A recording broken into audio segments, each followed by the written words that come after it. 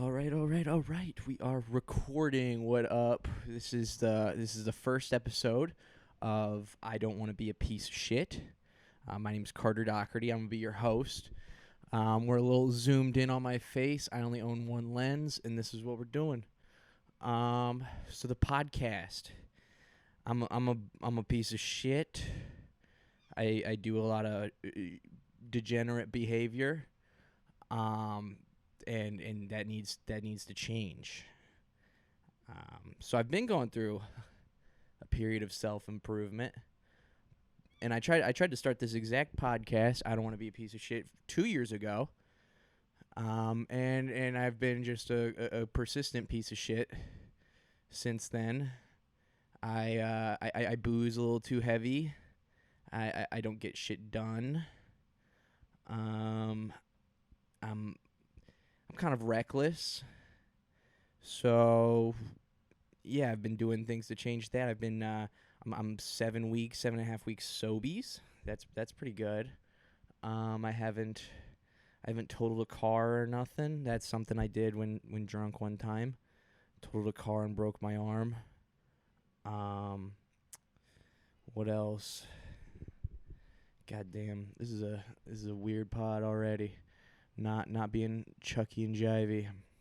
Maybe we just start it from right here, huh? Maybe that's what we do, huh?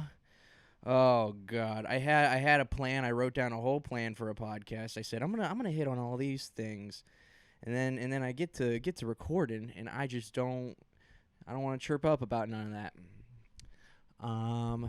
Let's see where I'm at in life right now. I'm get to know me, because I'm starting a podcast because I got followers. I got it has a K behind my Instagram following, and you're like, gotta do more than just a clip every 4 months. So let's let people get a deep dive into my personality, and maybe I won't slowly lose 1,000 followers every month. Well, there's the fire truck. So about me, I'm 23. I'm a comedian. I've been doing it coming up on 6 years. It's going all right. I'm I guess what you would call unemployed, because I do stand up and I make exactly what my rent and utilities are every month in stand up. Should get another job. Too lazy. So I was like, you know what you're going to do? You're going to start a podcast. So subscribe to the Patreon that doesn't exist, please. I really need money. In 6 years, I started in Akron, Ohio. Did it for a few months. Went down to college at Miami of Ohio. That was a pretty fun party school. Not great for my piece of shit degenerate behavior. I joined a fraternity. Got really into booze. Was blacking out quite a bit, but still doing stand up the whole time. Doing stand up blackout drunk a lot of times. That was pretty common. And it wouldn't go well when I do that. So I had to quit that out. Cut that out. That's how you say that. And let's see, college. I met a lady there, and we dated for a while. We moved to Cincinnati together, and then we moved to Chicago, where I am currently in my apartment. And that lady, we broke up, and we're roommates right now. So I'm in my room right now. I only own one lens, and maybe I should have got a wider angle lens, but I'm sitting on my futon right now that I currently sleep on. Life's going good. Life's going great. It is not going that bad. Stand up's going fine. I can do a decent bit of time. 6 years in, I feel like usually people are able to do a little bit longer than I can. I can sit up on stage 20 to 30, and people usually get sick of me, especially if they don't know me. They definitely get sick of me by the end, which is the opposite of what you want in stand-up. In stand-up, you want to slowly get to the explosion. I really like explode out front. People are like, whoa, this guy's talking about cum. This guy's talking about sex. It's crazy. And then by the end, they're like, does this guy talk about anything else? And it's true. I don't have much going on in my brain. I truly only think about sex. I'm trying to branch out from that. I'm reading, I'm meditating, I'm fucking exercising. I'm doing so much shit that's like this should spark new avenues for my brain to go. And really, when it comes back to it, I really just hunker down, sit back when I write, and I'm like, God, isn't it crazy? Vaginas are wet, and it's like, come on, man, come on, think of something else, think of a different joke. So I'm trying to talk to my family more. That's something I'm doing. Talking to my family a decent amount. Oh, I hate that they're doing like construction right out the window. They're probably hearing me podcast, and they're like, God, I'm out here doing real work. Well, this guy, I literally every morning go out and smoke weed in front of these fucking construction workers at 7 a.m. I start my day at 7 a.m. and I go outside and I smoke a joint in their faces, and I just kind of we wave and we say hi, and they know who I am at this point. And it's like they start their day out by going out and working at 7 a.m. I start my day out by waking up and going, I don't really want today. I'm gonna go outside. I'm gonna change my state of being and go back upstairs and take a little nappy. I start my day out with a nap a lot of days. Now that's obviously I'm on a route of changing that. I write a to-do list every day. I say I'm gonna do a deep squat in the morning. I'm gonna squat and get my hips open for 5 minutes every day. And then I'm gonna hang from my pull-up bar I got over there, and I'm gonna hang from that as long as I can until my group gives out. And then I do a little meditation in the morning, and then I get my day started off right. But that's 1 out of 3 days that I do that. The other two, I wake up and I smoke my little weed and I go back and take a nap because I don't want to face reality that day. But I'm on the route of journaling every day. I'm on the route of that, and when I journal, I write down my little feelings, all the things I think about throughout the day, and then I go, why did you feel that? Because a lot of times I feel things, and then I refuse to feel them, and I get boozed up, or I get high, or I do something that just like lets me escape. But now I'm trying to when I get a feeling, I write it down, and I go, why did you feel that? And then why did you feel that because of that why? And I keep going and I keep asking why. And I think that's what the therapists call processing. And you know what? Not helping that much. It's really not, because I still maybe I'm only on this like 7 weeks of self-improvement thing, but my natural instincts are really not improving as much as I thought they would. But it's a long journey. You can't just be like 7 weeks I'm going to go from being a complete degen to just fixing it all up.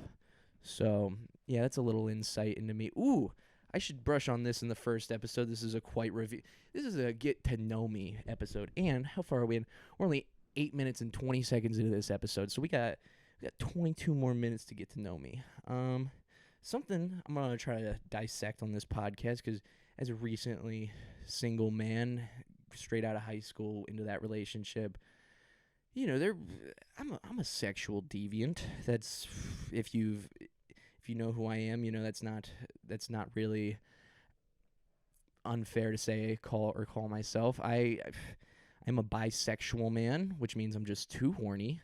But I try to say that openly. I try to say I'm a bisexual man, but it's weird because it's like I've never dated a man, and I think I'm trying to process, is that internalized homophobia? Is that because I think it's wrong to be gay? But it's like, why would I tell everybody I do these things? I don't know. But it's like I have no romantic feelings currently, and it's like I'm trying to like therapize those feelings out and just go like, what do I really think deep down? Because ideally I think it would be way easier to understand a man. Obviously, I am such a gent, and I know how the man brain works. But it's like when I'm at a bar and I see a lady at the bar, my first thought is, you should approach. That is the mate you should go after. Now, it's not like I see a guy and I get a little crush. So I don't know what that means. so I'm trying to process, is that just in my head? Is that just me, like, as soon as I see a guy and I get a little feeling, my brain instantly goes, no, no. That could be the case. But the frustrating thing is to not know. And it's annoying to not know when it is your own feelings. I was thinking about that. I was like, there's a lot of things that, like, are purely based on how I feel about them, and I don't know what those feelings are. I'm kind of looping around, going to go back to the sexuality thing. And I think, like, to break it down, like, sexually, I don't know if it's this. This is, like, the fucked up part of my brain where I'm like, is the whole bisexual thing, is that just being too horny? Is that legitimately what it is? Because sometimes, I'll tell this little story. This is revealing into how my brain works. I was in Nashville a few weeks ago, and I was at a bar after, sober, by the way. I was fully sober, but I went with the staff at the club after, and I was hanging, and there was this lady that was at the show and came up to me. She was like, you were so funny. And I was talking about living with my ex, and she was like, your ex is probably, like, really cute, huh? And I was like, hey.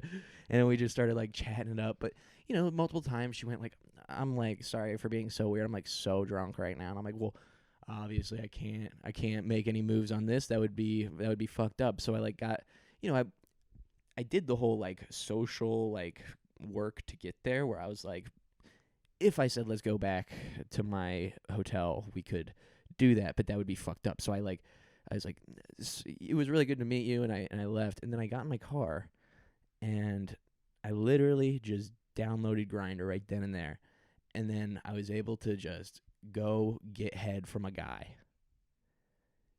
All right, first episode, 12 minutes in, told a that's just how my brain, and it's the impulse control in that scenario where it was like, I enjoyed it. I would have enjoyed it much more from that lady, I think. Maybe, I don't know. I really felt free. God, I'm so, like, if any family, by the way, is listening to this, please never bring this up to me. And also never listen. If you're a family member or, like, a close friend, just, like, don't listen to this. This should be kept in a journal. This should be just talked about myself. But I think this is the way to do it. I think just broadcasting it out. Plus, it's like, nobody's gonna listen to this first one. So whatever. Let's get a little real on it. And I went and got oral. I got fellatio from a gentleman, and that whole process took about 10 minutes from downloading the app to just finding it. And it's like that impulse control where it's like, if you're willing to do it, it's so much easier. It is so much easier than having to, like, because if you download Tinder, you gotta first of all, you swipe for a whole day, get one match, and then it's like, out of, like, 20 matches, maybe one of them wants to get coffee. It's like, I'm fresh out of a relationship. I'm not looking to go get coffee. I'm looking for pussy. And so it's like, if I know that it takes that much effort from a lady and so little effort from a dude, I'm picking the dude every time. And that's why I'm like, well, is it unhealthy that I'm doing that? Because then I'm just using people for their bodies. I was like, that's not a good connection to keep, like, reinforcing in your brain, where you're like, well, I'm just gonna go hook up with a guy. It's like better than jacking off. It's like, well, fucking, maybe you don't need to satiate that impulse. So I've been doing that. I wrote that in my journal. I'm not masturbating. That's a big one. Not masturbating at all. That's a lie. I, like, tell myself that every day, and then it's like once a week, I succumb to my feelings, and then right after I go, what are you doing, man? Come on? And then I go right back to it. So I'm trying to figure out how to not get in these cycles where I'm always like, you're doing good, and then you fuck up, and you're like, why? So I'm trying to, like, just, like, instead of big ups and downs, just trying to, like, little flutters, little ups, like, just little, like, oh, you got horny at something, and you're not gonna masturbate though. You're not, and then you're all good, and then, like, those feelings are gonna rise because you can't There's not a reality in which human desires aren't going to come into my brain. It's like, I don't know, I have such bad impulse control with everything, from like drugs and alcohol to, but like food and masturbation, those are like the two hardest ones to me, because it's like those are human need. You gotta eat food and you gotta come, and so it's like when those things happen, you can't focus on the dopamine that comes out of it too much, because you can't just be like, this is the best. Because I be doing that a lot. I be going, oh, I'm gonna do this. Like once I get something I like a little bit, I just really go full into it. That's kind of what happened with stand up. I just like did it a little bit, got a little bit of dopamine. People like right when I started, like it was, people like all my high school came out, and I was like, oh, I'm doing a thing that people are like, this is cool. So I'm just gonna go full blown into it, and that's what I did. And now I've like learned how to not just enjoy the success of stand up, but enjoy the whole process, because I truly love it. It's like been the thing in my life where it's like I've been funny. I think I'm funny at least, but like in my friend group, I'm the funny guy. So it's like stand up, I'm like, that makes sense. You're not just doing it because of the success. But I get really in my head about it, where I'm like, some people talk about not wanting success too much, and I'm like, I really, I don't know. I think going, I just want to be the funniest guy. I'm just like, I want to be the funniest guy, but also I want people to be like, I wish I could have his career, which I don't know, but I hate, but like I meet a lot of people like that are all business minded, and I'm like, duh, those guys are so frustrating and annoying, and usually I hate the way that they do stand up, but like I get that is important. I don't think you should just go along going, I'ma just create whatever, because I don't know, maybe I'm getting into the whole philosophy that doesn't need to get into. I'm not even good yet. It would be one thing if I was like really good and I had all these opinions, but I'm so opinionated. I have such like staunch beliefs that are really backed up by a lot of nothing, just a lot of emotions. Where am I at right now? Oh, I'm at 17 minutes. See, this is gonna be a lot of me checking the time, because my first episode. I think I'm doing pretty good. Dude. If I was listening to this podcast, I'd be like, this guy's really breaking it down. He's really getting in touch with himself. So what did I talk about? I talked about a little bit about where I came from. Talked about the relationship. God, that really was a big impact, because it's like I'm 23 right now, so I was in that relationship 3.5 years. It's not nothing. Definitely the only relationship I've been in. It like I really can see how I got to where, like, at the beginning I was like I was a degenerate. I was a piece of shit, but I really like I still had my glimpses, and plus I had the excuse of being a college student. So it's like if I'm getting blackout every weekend, I'm just the same as everybody else. And then I started to do it. I just kept like every weekend's a party kind of guy.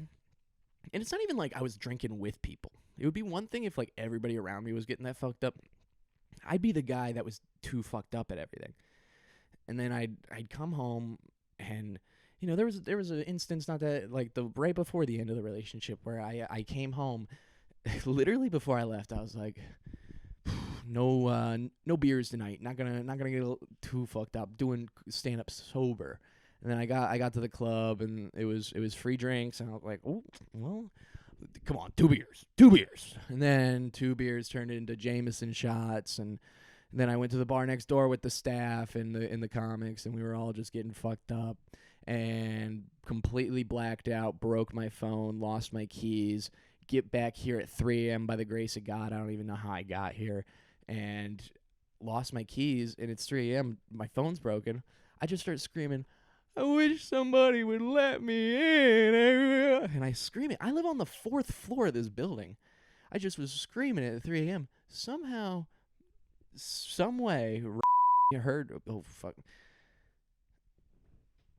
19.5 minutes. I'm going to cut that name out. She heard me from inside the apartment and just let me in. And then the next day it was like, well, that's the last straw. If that ever happens again. And it didn't happen again. And I tried to be better, but like, I don't know. I think I don't know if I've done the self work to still not be that guy, but I don't know what do you do? I think I'm pretty good about not drinking right now, and it's only been 7.5 weeks, but in my head I'm like I'm done with that. I don't see a reality in which, because I also think I think I broke my brain when I was in high school by getting too fucked up. Like every time I would drink, I would get blackout, and so now it's like even if I have like 6 beers, when I get back to the apartment and like open the door, for some odd reason there's this trigger in my brain that just goes like you're remembering, and I think I just broke my brain with alcohol, and so I'm at the point where it's like you don't even like having 2 beers. That feeling doesn't feel good to you. And then you can't get fucked up because you just instantly black out and do awful things. It's not even like crazy. It's just like I will just be a mess, and it's like you can't just be an adult and be a mess. That's not an option. And so I've like logically made it in my brain where I'm not gonna drink, and I've also like been really outspoken that I'm not doing it. So like my friends are like not offering me, and that makes it a lot easier. That is because now it's not always your choice or you're not the bummer. And also it's funny, like I guarantee so many comics have a joke about this, but it's like every time now that I've been at shows and stuff and I go just like Carter's sober now, no more booze and Carter, but it's like yeah, that makes sense. That was like literally, there hasn't been one person that's like, "Oh, come on." Not a single person has been like, "Dude, come on, party with the boys." So I really have that going for me in this route. Literally, I cannot think of anybody that has asked me to drink, like that has been like, "Oh, really?" Other than when I was in Nashville, but those were people that don't know me, and I told them I was sober. They're like, "Oh, all right." But yeah, it didn't even entice me. And also being sober, like, and I'm not sober, by the way. It's just booze. But being sober, you like see this is such obvious observations, but you see people being drunk, and you're like, well, I don't want to. It's like at the beginning of the night, you're always like, oh, I could get on their level, but once you see them being imbeciles, you're like, I don't want to be that. I don't want to be that person at all. So that's made it easier. And I definitely think I should keep this route, and I don't know. It definitely protects me from making awful like I've just embarrassed myself so many times. I've tried to make jokes that are fucked up when I'm drunk. I try to do, and it's just like if I can notice these patterns by 23, better get some reins on the horse at the moment, all right? Better fix that up. So I'm doing a good job. I'm keep doing that where I keep going I'm proud of myself.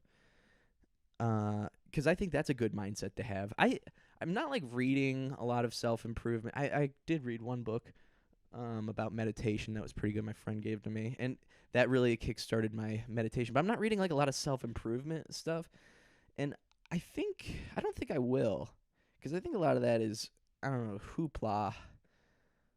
But maybe I also haven't given it a chance. But I'm just not trying to like go by a textbook, because I feel like then I won't be a good version of me, if that makes any. I don't know. I think a lot of like how I've been funny in my life has been just like, first of all, shock humor is big for me. I really just reveal a lot of true things about myself, and people will laugh at it, and I get worried about like, well, if I'm not a piece of shit degenerate, then how will I accumulate degenerate stories that have made people laugh? And I don't really do that with stand up, but like in like personal relationships, like the making the group laugh has always been me talking about like having sex outside of the bathrooms when I was 15, like stuff like that. Just like stories that really like show how bad of decisions I make, but people go, "Whoa, I would never do that. That's crazy." And I've always enjoyed being that person, but I don't know if that's like a coping mechanism with like, because if I think back to those stories, how I felt during those stories were never good. That's another reason I started a podcast, is I keep telling, like, because I'm really, when you're in the self-improvement zone, you just keep telling everybody about what you're doing. And I'm like, well, I should just start this podcast to talk about it. And it always leads me to talk about my degenerate stories, which I'm like, can't do it in stand up. Better start potting, because I feel like that I should tell them. I feel like they're funny. What's a good one to tell? I already briefed it a little bit. This just goes into like how impulsive I am sexually. Yeah, I'm gonna tell this story and then we're gonna get out of here. So this is just like kind of the start of how I was. Every summer, um, there was a concert venue where I grew up in Akron, where everybody would just tailgate every concert, no matter what it was, from my high school before, just because it was a place to drink where you could all get together and it wasn't in parents' basement. And I would just get fucked up every time. And when you get too fucked up, I'm like, I don't want to go home, so I would sneak into the concert somehow. And there was a Dirks Bentley concert, and I pulled the same move every time. I would get a ticket from a friend that they already used, like a screenshot. Go up, they would scan the QR code, and they'll go, "This one's already used." I'll be like, "I don't know. My mom bought it," and I just keep walking, and it's some like 22-year-old, so he doesn't care. It worked every time. And I went up to the front, blackout with my buddy Owen, and Owen and I were just like standing there. And this is just piece of shit male behavior that I partook in, but it's just like when you go to a concert, looking at the butts in front of you, and you're like, all right, let's dance it up. Let's try to scooch closer and be awful. And so that's what I was doing. And then I attracted a mate with my mating call, and she backed up into me. And this gets a laugh from the boys, and this isn't that funny. It is true, and honestly, I don't really find it that as funny as people do. But she was probably over 300 pounds, and she was like way shorter, and she had like red pom poms. She was of the African American persuasion.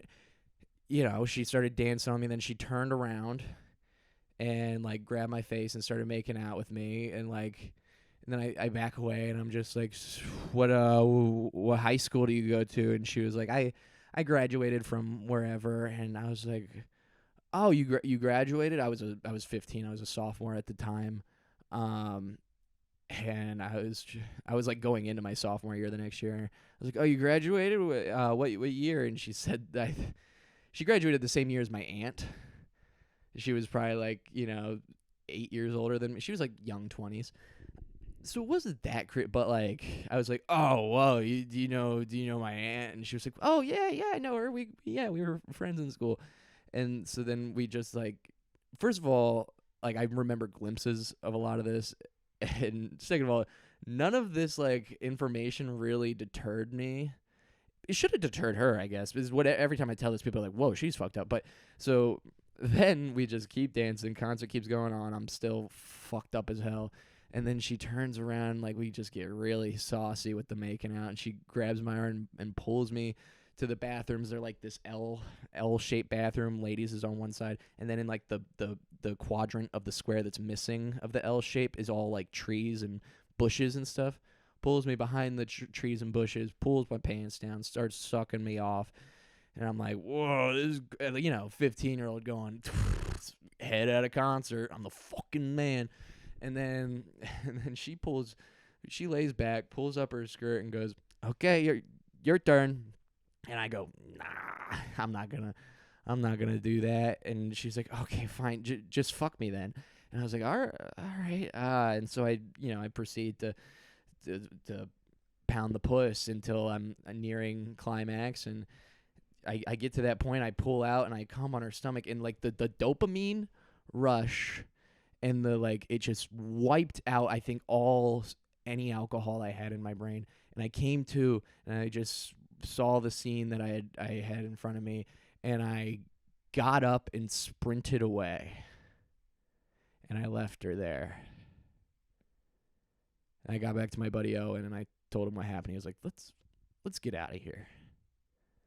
And I think about that story a lot, where I'm like, well, she was much older. So that's pretty messed up of her, I think. But also, what kind of person am I? Who does that? So I try, now I'm conscious of that. I'm conscious of the decisions I made. And I'm like, you learn. Hopefully you learn, and you don't just make those things habits. But that just kind of like, that was the beginning of my path. And I regret how I was in that moment. I shouldn't have been such a poon hound. I shouldn't have been so horny. I should have acknowledged that you are horny. Doesn't mean you have to blast in a random lady at a concert on her and then run away like a little boy.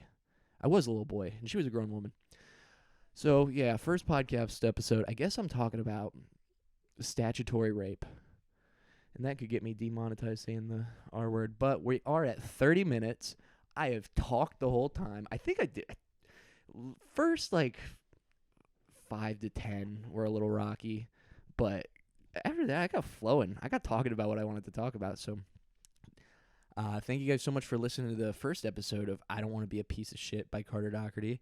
I'm going to do this hopefully weekly and have guests on at some point. But just me going. Thank you guys so much. Peace.